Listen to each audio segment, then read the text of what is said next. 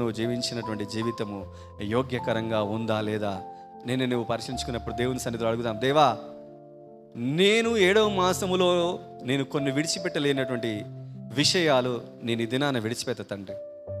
అపోస్తులు తమ జీవన సంబంధమైనటువంటి వలలను విడిచిపెట్టి నిన్ను వెంబడించారే. మోషే తన యొక్క రాజరికాన్ని విడిచిపెట్టి నిన్ను వెంబడించాడే. ఈ దినాన ఈ క్రొత్త నిబంధన అటువంటి సౌలు పౌలుగా మారిపోయాడు. సన్హెద్రిన్ సభలో ఆయన ముఖ్యుడు. గమాలియేలు పాదాల చెంత విద్యను అభ్యసించినటువంటి ఒక గొప్ప వ్యక్తి ఏమంటున్నాడంటే, ప్రభు కోసం నేను ప్రతిదీ పెంట కుప్పగా నేను వదిలిస్తున్నాను, నా వెనుకున్నవి మరిచి ముందున్న వాటి కొరకు నేను సిద్ధపడుచున్నాను.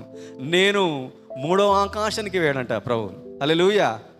3వ ఆకాశాన్ని తను కనులారా చూచినటువంటి అపోస్తలుడైన పౌలు ఈ దినాన అలాంటి విశ్వాసముతో, అలాంటి సమర్పణతో ఈ దినాన మనం ఉందాం.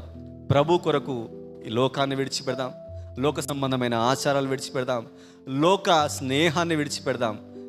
మోషే ఫరో యొక్క ఇంటిని విడిచాడు. సౌలు సన్హెద్రిన్ సభ యొక్క నాయకత్వాన్ని విడిచిపెట్టాడు. శిష్యులు యొక్క జీవనాన్ని విడిచిపెట్టాడు, తమ తల్లిదండ్రులు విడిచిపెట్టాడు.